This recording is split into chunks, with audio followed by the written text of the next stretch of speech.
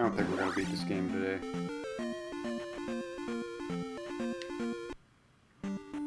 Oh, that doesn't count. Alright, we're back. Trying to get good practice in with those eyeballs, because we're gonna be dealing with them a lot, apparently.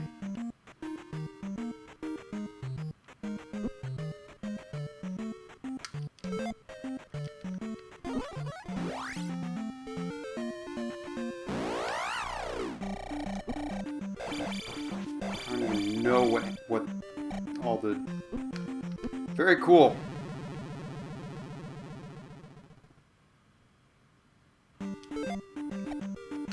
Let's try jumping high. That's a good trick. No, it's not. That's an awful trick, and no one should ever try that ever again. That's a horrible thing that I just did.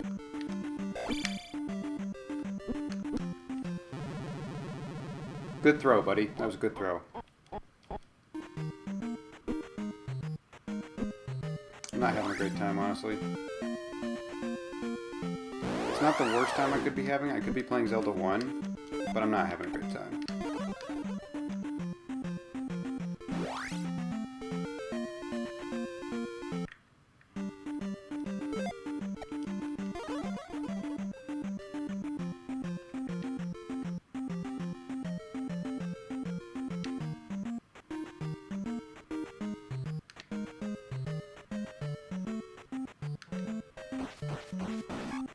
Bingo.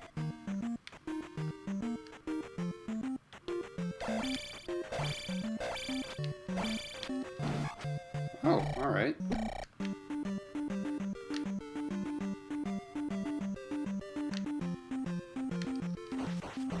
Nice try.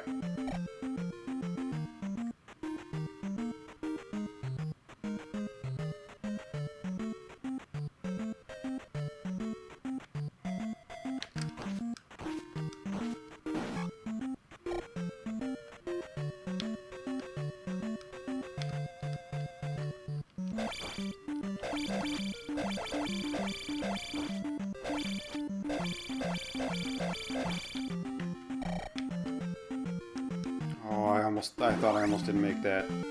I almost didn't make that. I thought I didn't.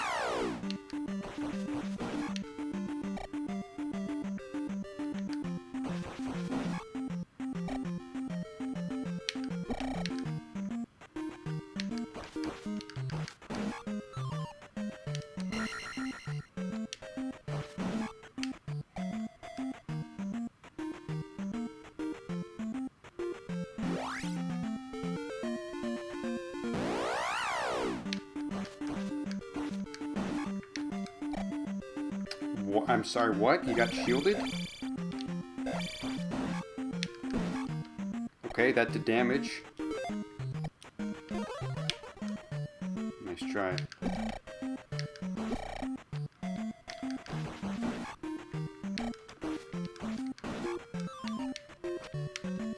Not helpful.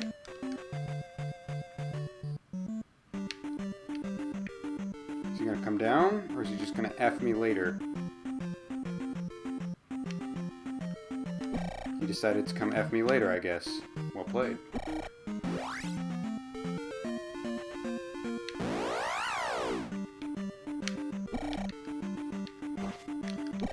Cool. Cool. Cool. Cool.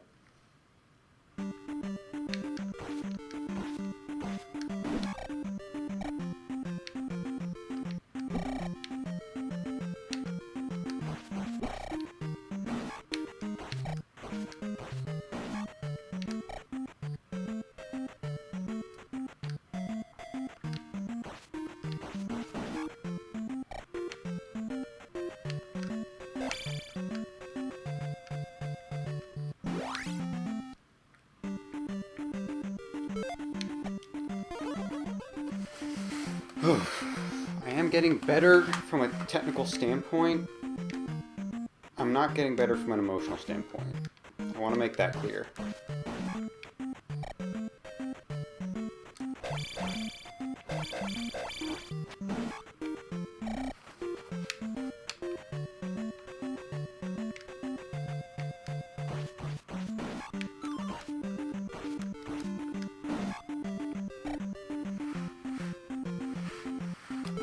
have jump? Yeah, I've got jump available. What do I even do with this? I guess life probably would be our best call. Oh, right, it only does 1 pip. That was probably dumb.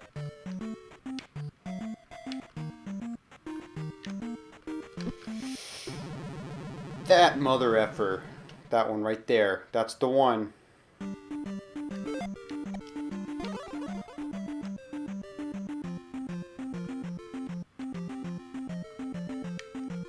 He did it again. He did it effing again. I'm getting into another Star Wars debate, but I'm staying out of it.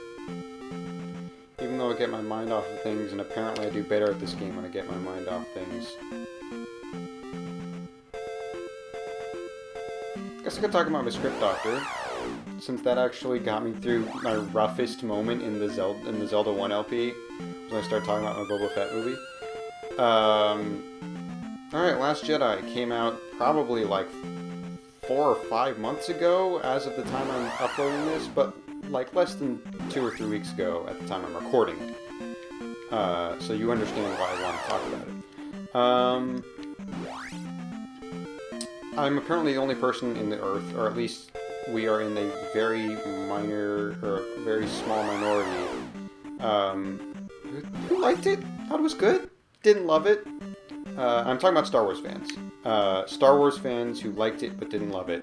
It's apparently a very small group, because I've been talking with lots of people, and general consensus is Star Wars fans, I mean, people know this. This is literally the internet right now.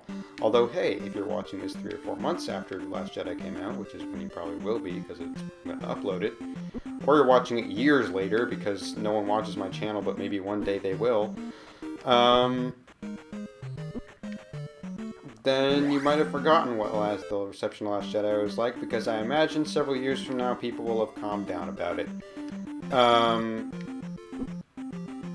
Consensus seems to be lots of diehard Star Wars fans absolutely hate it. There's a petition to strike it from canon. I hope that goes nowhere. It will likely be forgotten about in the annals of history, which is why I feel even compelled to talk about it now, because people might have forgotten. Nice.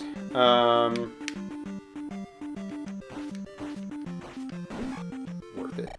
It's worth it to murder one of those things. A lot of Star Wars fans hate it. Some Star Wars fans love it. Non-Star Wars fans seem to love it, which is weirdly consistent. I figured it would be most divisive among the non-Star Wars fan community, but that is not the case.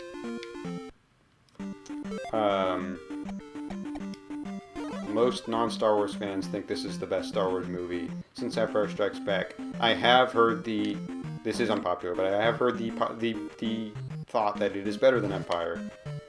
But again, this is non-Star Wars fans we're talking about. Regardless.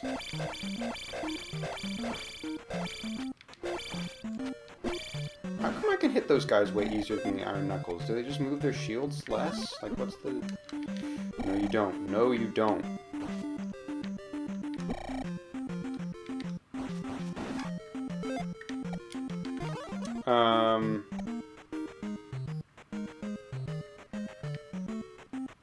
But yeah.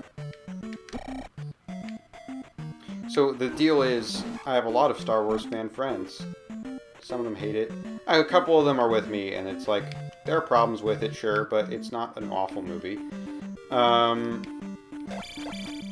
But because the internet is the way it is, and because I am the way I am, I consider myself like a mediating force in like 70% of scenarios.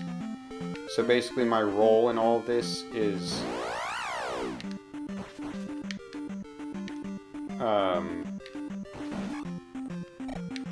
calming down people who are hating too hard. Ooh, that was a power move.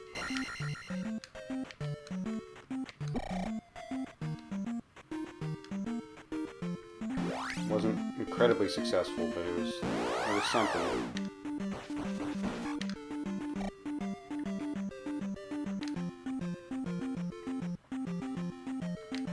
I really wish I could take these guys just one at a time, because that's what happens if I can't. So basically, even though I didn't love it, I have felt compelled to defend it from the rabid Star Wars fans who are like obsessed with talking about how it's the worst thing that's ever been done to mankind. And they're out there. Trust me, I have a Tumblr. I know. Just trying to do the trick. Oh wow, that was a power move. Oh come on, 2 more? Usually the one on the left doesn't come over here.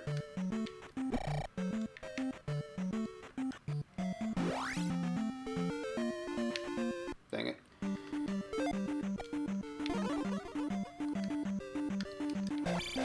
So I've kind of been forced to take, much like an attorney, I have been forced to take a stance that I don't necessarily agree with 100% for the sake of winning arguments.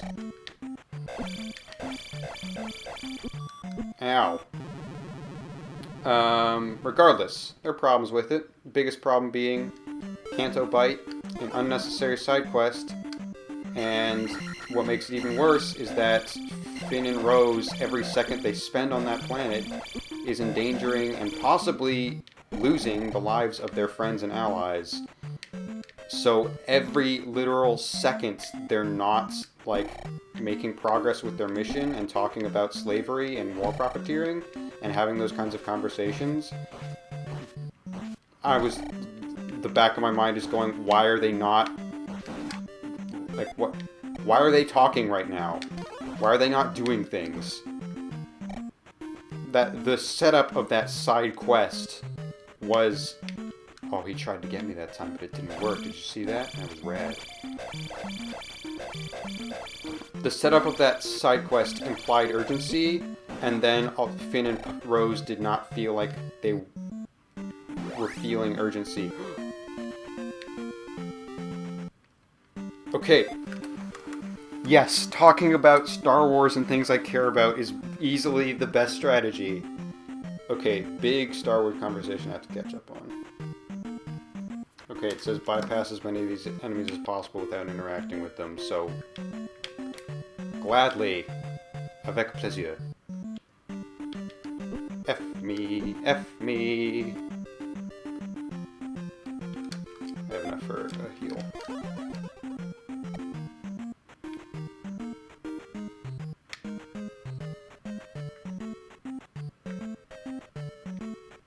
I'm over here where I can jump over you, huh? Oh, good. Oh, I didn't know I could do that.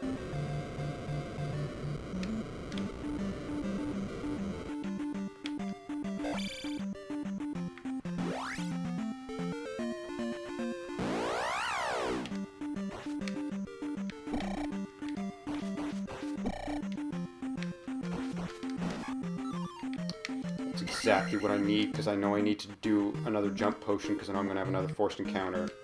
Holy crap, that's exactly what I needed. But I died anyway, so it doesn't actually matter. Crap! I thought I had one more life. Dang it. Dang it! I was actually super close. Because that second cave is apparently pretty... It's just one of those 2 screens that I already had in the first cave. Crap, that was really close. I was one of those forced encounters away. Plus the one I died at. Okay, we're making progress. We're going to keep talking about Last Jedi, guys. Canto Bite had no urgency to it, despite the fact that what they were trying to do was supposed to be incredibly urgent. I appreciate some of the messaging it was trying to pull. I think the war profiteering is like a cool thing that hasn't been talked about in Star Wars before. I think DJ is a great character, and I'm slightly upset that people don't talk about him more. Some people are upset that he betrayed them, and it's like, hey, isn't it nice to have a morally gray character who seems like he's having an arc and then actually goes back to his selfish ways? Is that not somewhat interesting instead of the exact same story we've gotten with both Han Solo and Lando and countless other times in other pop culture besides Star Wars? I thought it was a refreshing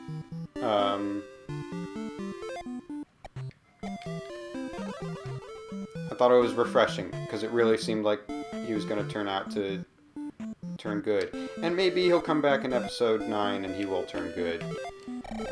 Which honestly, I wouldn't be that, like, against, despite the fact that I really like his betrayal. I'm just glad that there was a solid betrayal and that he seemed to express a little bit of regret, but he did not go back on it at all. He was like, yeah, it's money. I like money. I appreciate that. I appreciate that we get a morally great character who stays 100% morally great and literally just in it for himself.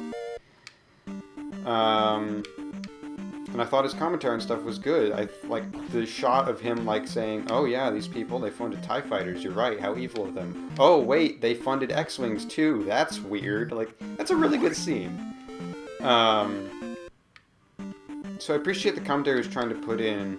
And I even kind of liked Broom Boy. I don't think Broom Boy deserved to be the very last shot of the movie, but I liked Broom Boy a little bit. I hope he's not the main character of the next trilogy that Rian Johnson has directed, but who knows.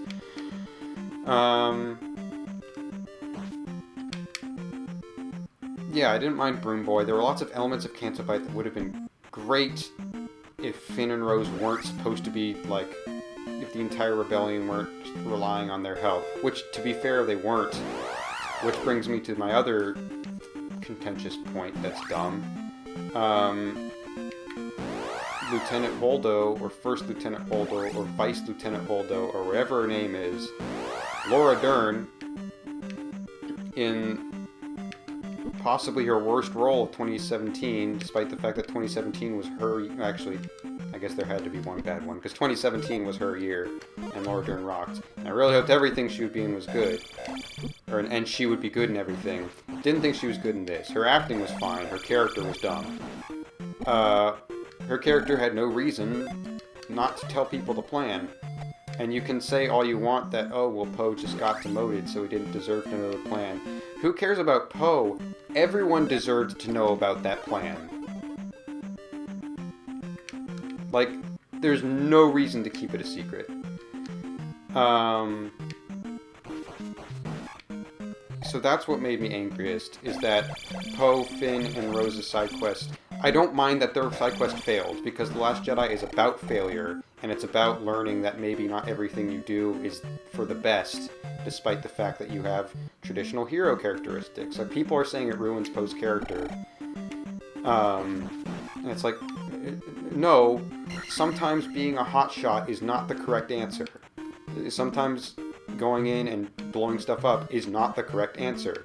And I really appreciated that that's actually the message they decided to make his entire character arc in the movie about.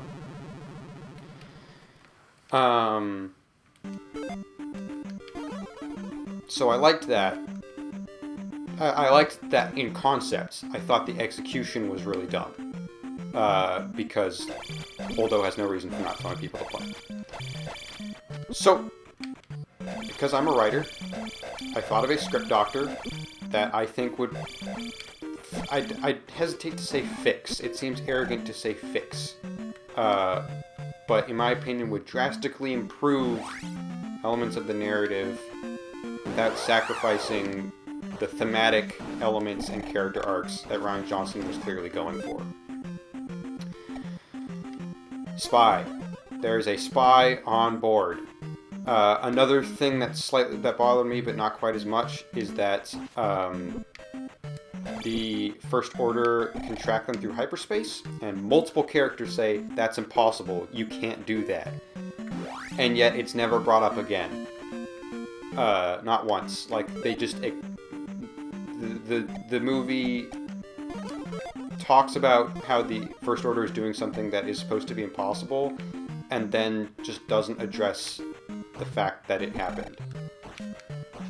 It's not even as, like, it's not the same as a Death Star, because, like, you lizard man, you a-hole lizard man. Because everyone's really scared of, like, the Death Star, and a couple of people, like, don't believe it exists, but no one actually says the technology is impossible. Like, they clearly live in a world where that's not 100% unheard of. I like to imagine it that, like, it's like nuclear weapons in like the 30s, where people are like, you know, nuclear power could be used to do some messed up stuff, but no one actually like has seen it happen before. And then when the Death Star shows up, they're like, oh crap, it's actually here. And there are other people that are like, don't be ridiculous. We're not there yet technologically. But it's not unheard of. Versus in Last Jedi, multiple characters say, I believe the exact phrase, that's impossible, they can't do that.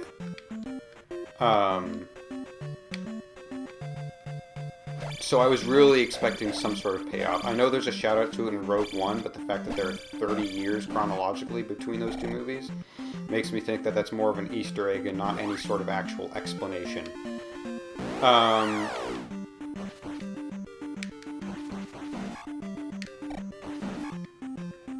This is my last life, right? I'm pretty sure it's my last life. Ooh, that was risky. But it paid off. Okay.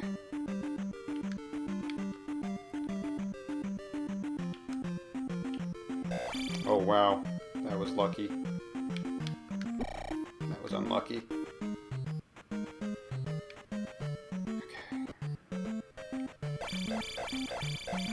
Very cool.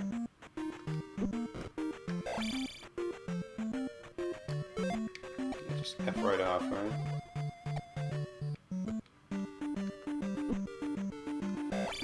Alright, what was next? Just keep talking about Star Wars, Flint. Just keep talking about Star Wars. Don't worry about the fact that you're getting sort of close. Just keep talking about Star Wars.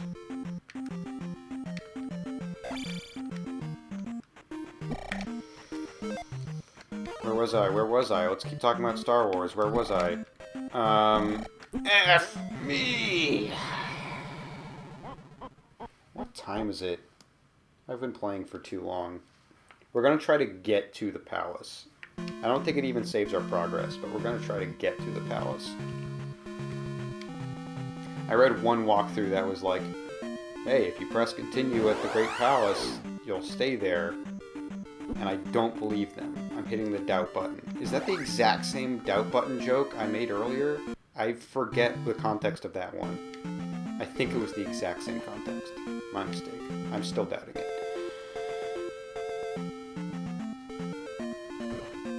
What was I talking about? I did bring up Spy, right? How far did I get? Oh, I was talking about the hyperspace tracking. Yeah, I expected some sort of payoff for that, and that never paid off. So how about, like, they suspect at first that they're able to hyperspace track, but then they actually reach the conclusion that I actually reached when they first said the phrase, they can't do that, and said, well then that's not what they're doing. There's a spy that's giving away our positions and telling them where we're going. Which makes way more sense than, hey, here is a technological thing that we are just going to tell you is impossible and then not explain how it's being done. Which is, like, writing-wise, you can't do that. You can have, like, you just write it differently if you want the plot to go that way. You can fix that little thing. Whoops. You can fix that detail by just writing the line, like, I thought hyperspace tracking, or, I forgot this counts as sand, not trail. I almost took a lot of damage there. I thought hyperspace tracking went obsolete, or like I thought all records of how to hyperspace track were lost in the war. I thought the Empire banned that knowledge.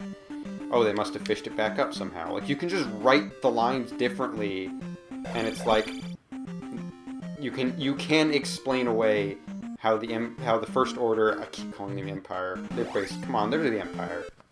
I'm a hardcore Star Wars fan, and I'm not, like, I'm not gonna mince words. They're the Empire. I'll just, whatever. Where was I? You can just write it differently, and it's not a plot hole, or a plot thread anymore. Nice. That's what I like to hear. So that's what's upsetting about the hyperspace directing thing. So you can either write it differently, and then you still have Canto Bite being irrelevant to the plot, or you have there be a spy, which instantaneously makes the story way more interesting, because now you have like a bunch of like minor characters looking at Finn, a former stormtrooper, and going, I wonder who the spy could be. But we know Finn's cool because we effing know Finn's cool. So like we know that is an unfounded suspicion, but it's still like a valid suspicion from their point of view for sure. And Poe is like standing up for him. He's like, "Come on, man!" And then now people are getting paranoid that maybe Poe is a traitor, and that's why he's such good friends with the former stormtrooper. You could introduce DJ early on. You could have him be part of the crew. In my script doctor, he is a former stowaway who is also acting as a mercenary. So, dang it. So he's working for the Resistance as long as they pay him, and that's the reason he's here. He just wants to get paid. So he still has he's still in the gray area, but he's introduced early on at the exact same time that other people are starting to suspect spies. So he's suspect. Meanwhile, he's introduced at the same time as Rose, who is now also a suspect, because you have no idea where she's coming from. She has her... Dad, burn it! I forgot how much you bounce. That was entirely my bad.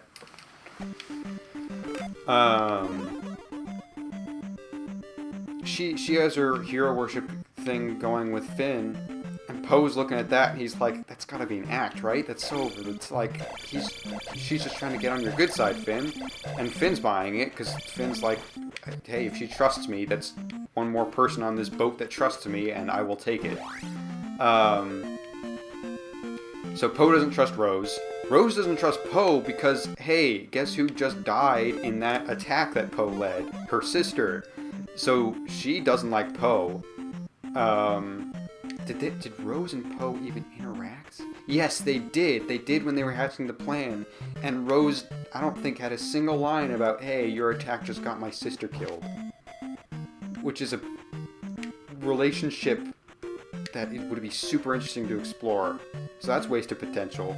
That would be explored in this side plot, in this script doctor.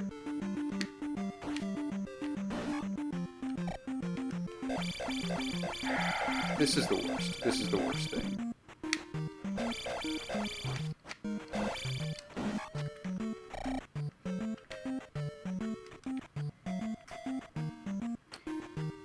So you have that whole element. You don't know if Holdo's a spy either. The direction of her character makes it very clear that you're supposed to not trust her at first. Oh, there is another blue one, dang it.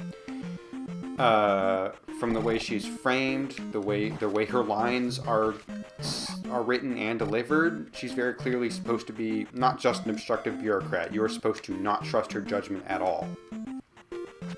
So that it's more of a twist when it turns out she had a plan all along, even though she didn't tell anyone, despite the fact that it makes perfectly logical sense to tell everyone. She didn't even tell, whatever face, Billy Lord's character, who ranks much higher than Poe, because she helps with the mutiny. So Holdo clearly didn't tell her, even though she's like, what, first officer? Which means Holdo did not tell anyone. If she did not tell Billy Lord, I forget, Connix? I think her character name's Connix. If she did not tell Connix the plan, she did not tell anyone the plan, which is stupid. That's just stupid. Unless you think there's a spy. So hey, you can still have Holdo keeping the secret of what the plan is, because if she tells people what the plan is, the spy's gonna know. So now, she's still an obstructive bureaucrat that you're not sure if you can trust. But you can see her point, but you think, if she's not the spy, then her actions make perfect sense. So her character is instantly improved like 100% with the addition of a spy. I'm totally gonna die here, but let's keep talking about Star Wars in case I can make it. Nope. We'll give it another couple goes. I really want to try to get to the palace at least.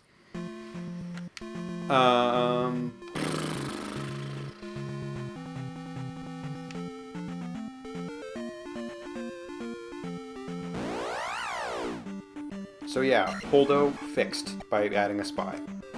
By the way, I'm just going to spoil it, but although it's the most obvious thing ever because I don't want to change the plot up too horribly, DJ is the spy. Like that's like it's obvious.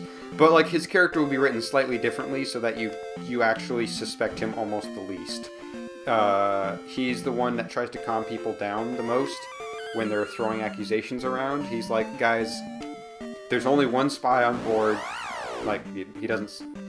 That would be ironic if he says that there's only one spy on board and he knows that's true because it's him. But he's the one who's like, guys, there's only one spy on board. The chances of it being any of the three of us is ridiculous. So you guys need to shut up and calm down and work together here.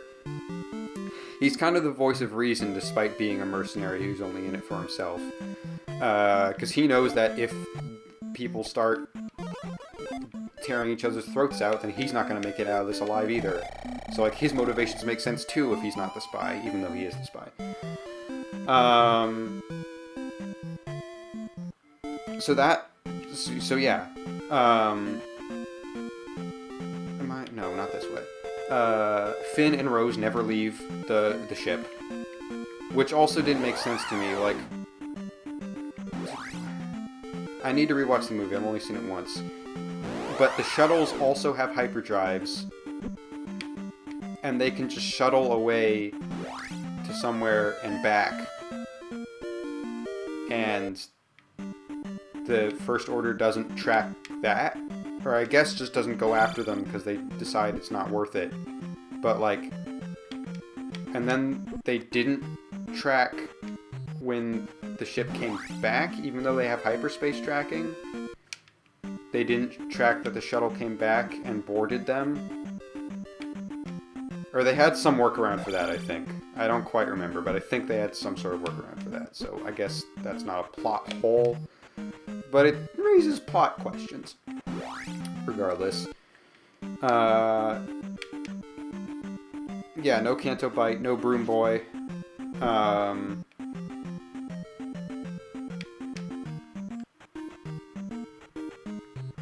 You could even make, like, DJ a weapons manufacturer himself if you still want to have the war profiteering conversation. And have Rose and DJ kind of go at it in that conversation as well. Dang it! Thought I was pulling off the trick there, but it didn't work.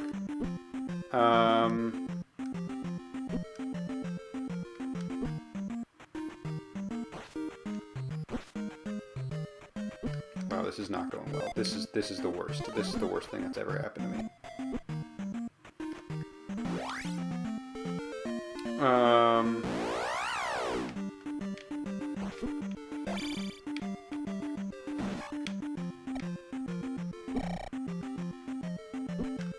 And then, how did I decide? Poe figures out a way to shut down the hyperspace tracking, but he needs them to go on board the Star Destroyer. So that plan goes the same as it was. Finn, DJ, Rose, and BB-8 all go to the Star Destroyer.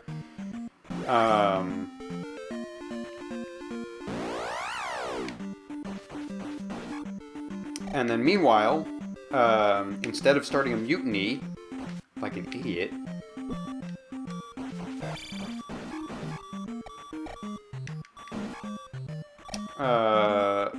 Poe finds a tracker, or like right before they leave, I think, again, I have this written out somewhere, so like there is like a plan to it. Right before they leave, DJ and BB-8 are like, hey, there's a encoded communication that's transmitting from the engine room. And they're running really low on time and fuel. So Poe's like, okay, you four, go to the Star Destroyer, shut down this thing. I'm gonna go confront the spy before they can tip off the Empire and track us again. Well, no, not that, because the Finn Rose thing is specifically so they can't do that anymore. He figures out a way to, I don't know, shut down communications on the Star Destroyer so that they can't contact the spy. And then, in the meantime, Poe's gonna go confront the spy if he can, in the engine room.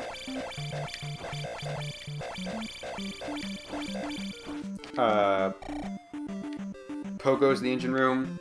It is a automated transmission. It's fake, and as he discovers it, it blows up. So he's left unconscious for a little while. And it looks like he's about to get left behind in the evacuation that made perfect sense to hide from everybody because there's a spy. He almost gets left behind, but Leia remembers him, Leia finds him, and Leia brings him on board one of the transports.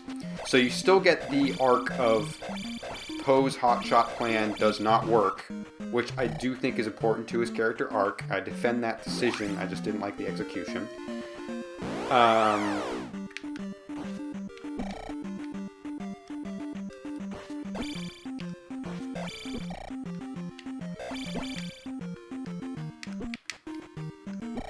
Dang it!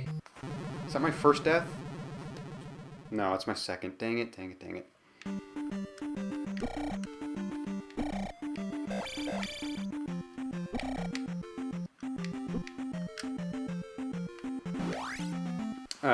So yeah, you still get that. You still get your DJ as a morally gray character who stays morally gray and selfish. Why did he betray the Resistance and work for the Empire? Because they paid him more money. Because he is a selfish character. That's how this goes.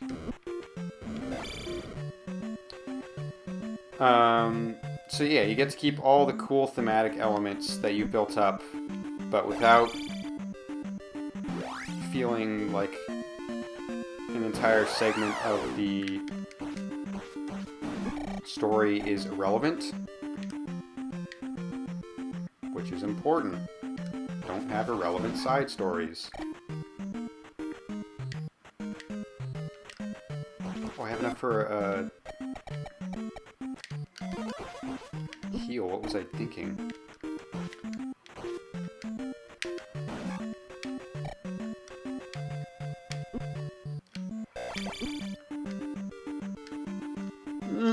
Okay. You technically have a chance. Oh good, he's red.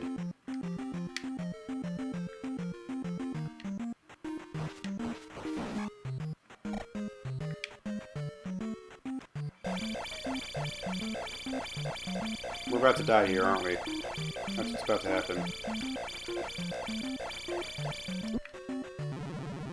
I was technically right.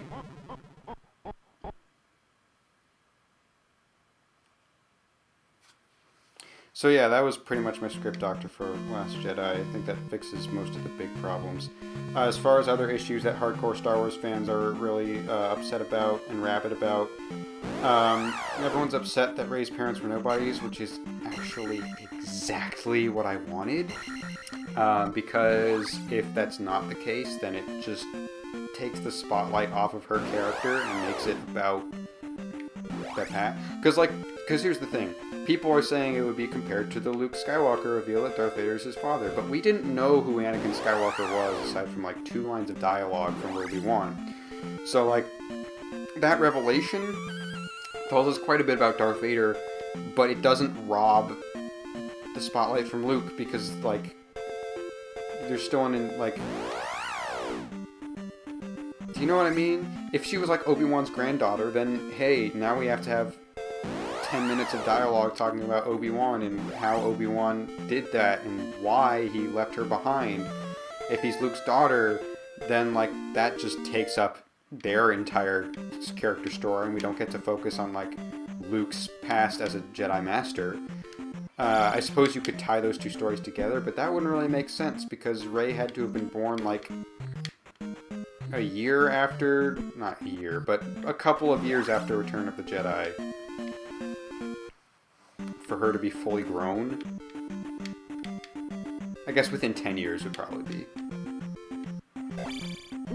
Yeah, within 10 years, but still. Not enough time to also have trained Ben Solo, because Ben Solo is like the same age as Rey. So like Luke being Rey's daughter, Luke being Rey's daughter, that would be an interesting twist. Rey being Luke's daughter. I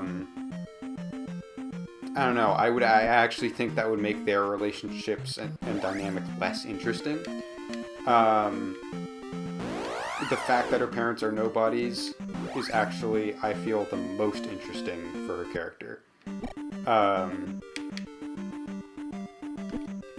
Because her entire character arc has been trying to find her parents and find out who her parents are. And the fact that they don't matter is basically like, it's practically a coming of age instantly for her. It instantly unlocks a motivation for her to do something greater, which she already kind of had, but clearly because of the dark side cave on Luke's, the Luke version of Dagobah, Acto, I think it's called. I'm not good with some of the new like planet names and stuff. But when she was in the dark side cave, she was clearly willing to give up these greater aspirations in order to find out more about her parents.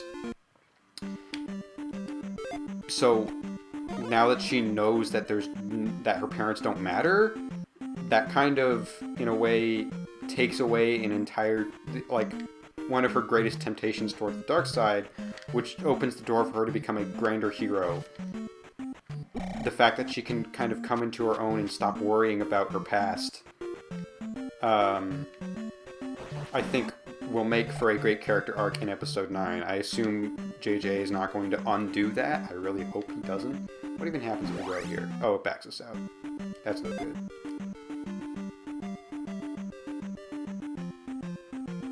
I think the eyeball stayed dead, though. That's good.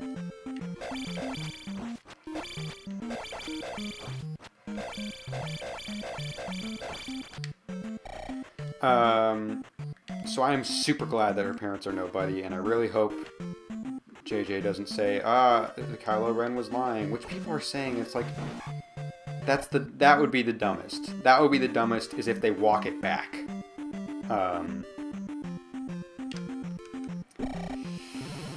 Too much momentum. That's the problem. And the other big one that I like, the raised parents thing, I can really understand people being upset about, even though it's exactly what I wanted. The other thing that shocked me, but that I loved from a storytelling perspective, was Snoke dying. I hope people aren't like watching this far into the conversation and not having watched it with the intent to eventually watch it. Full spoilers, I guess I should say. You probably should have picked up on that when I said I'm going to give a script doctor that will fix the plot. You probably should have picked up that I would be talking about the plot. But it's a little late, because I've now talked about the two biggest spoilers of the movie. And all the other minor actually, no, there's one bigger one. Spoiler alert, Luke dies. There, now we've got it all out of the way.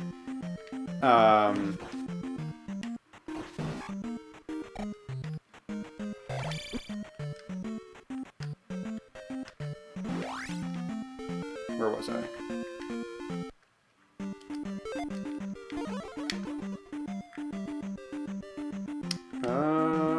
I forget.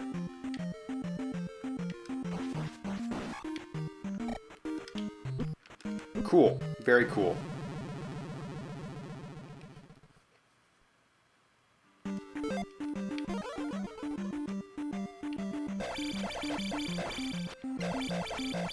I love that Snoke dies.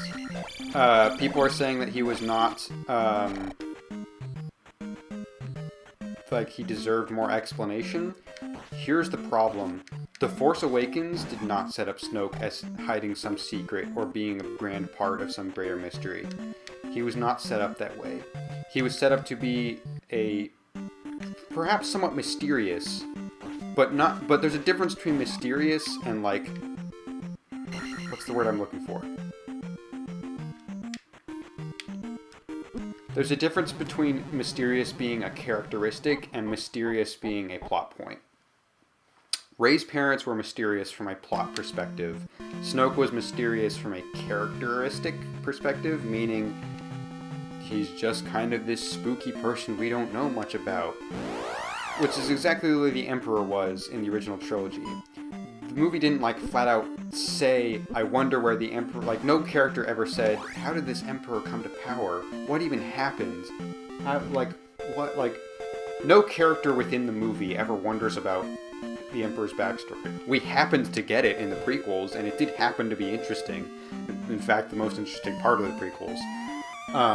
But the original trilogy did not set up any questions that seemed like they needed answers about the Emperor. The Force Awakens also did not do that.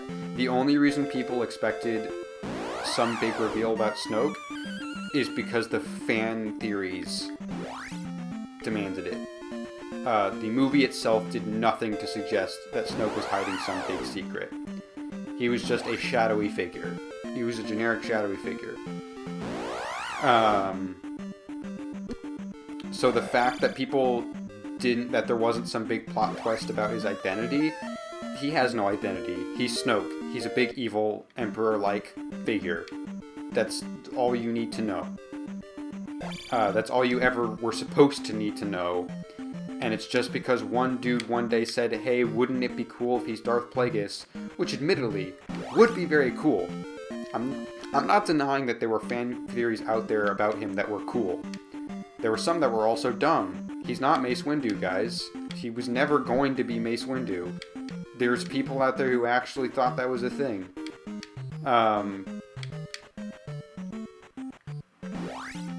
Like, I know a lot of people were joking when they said that, but no, there's people out there who actually believed it.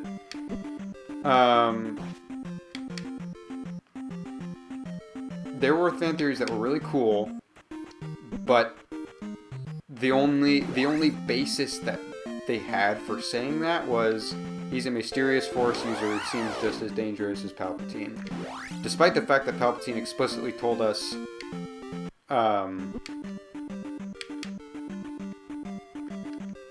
that Darth Plagueis died. I think by Palpatine's hands, although he doesn't explicitly say that, but I think in Extended Universe that was the case.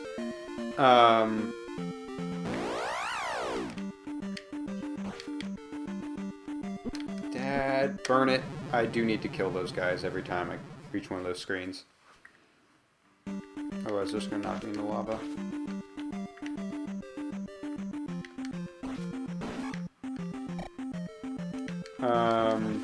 The movie itself does not suggest that Snoke is hiding some big secret. So the fact that he's revealed to not be hiding some big secret was perfectly fine by me.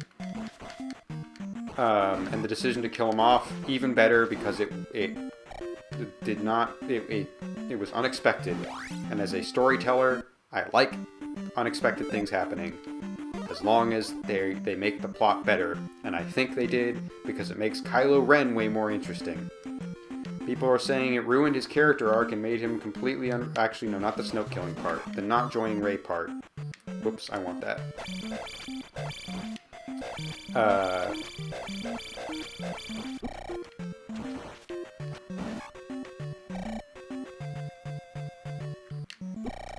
Ooh, that was... I would have been upset there.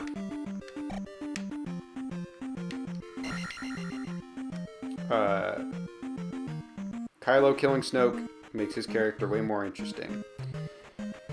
People are saying that because Kylo did not join Rey at the end of or at, I guess, 2/3 of the way through the movie, it makes his character completely irredeemable. I fail to see how killing Han Solo is not irredeemable, and yet you were given a scene in this movie where he decided not to kill Leia, and by the end of the movie you're saying he's more irredeemable now than he was at the end of Force Awakens.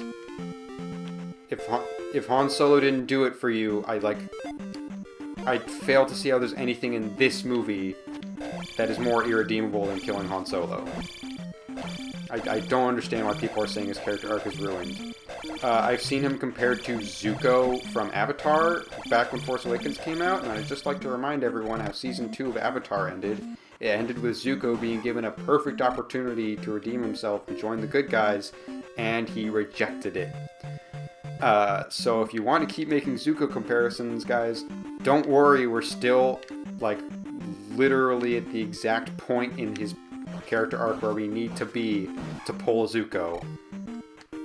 I think people tend to forget how late in the show Zuko turns 100% good. But it is very late in the game.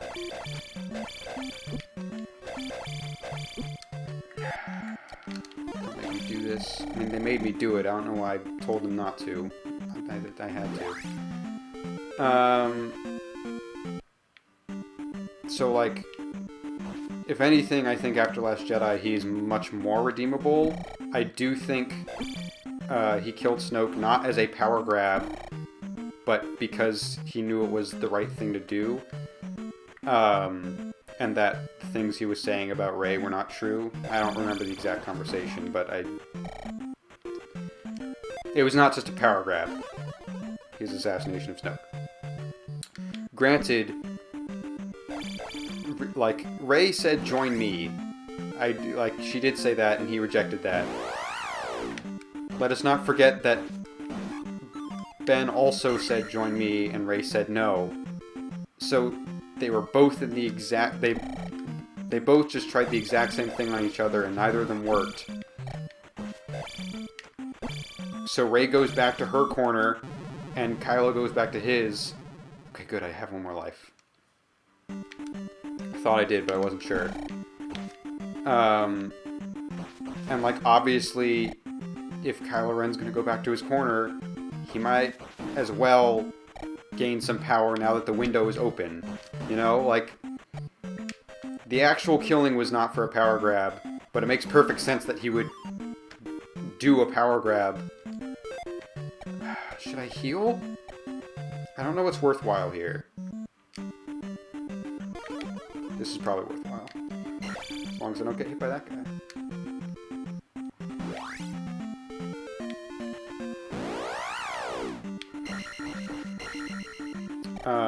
So...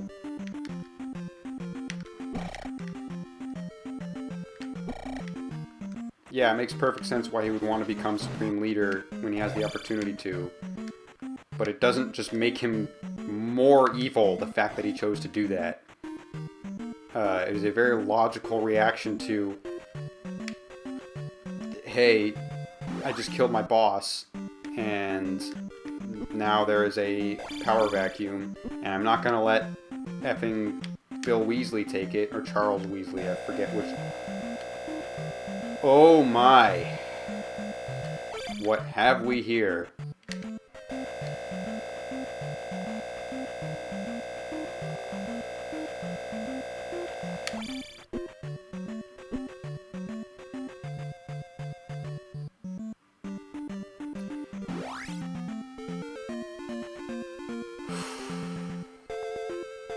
Kylo Ren is more redeemable at the end of Last Jedi than he was at the end of Force Awakens. Let's go.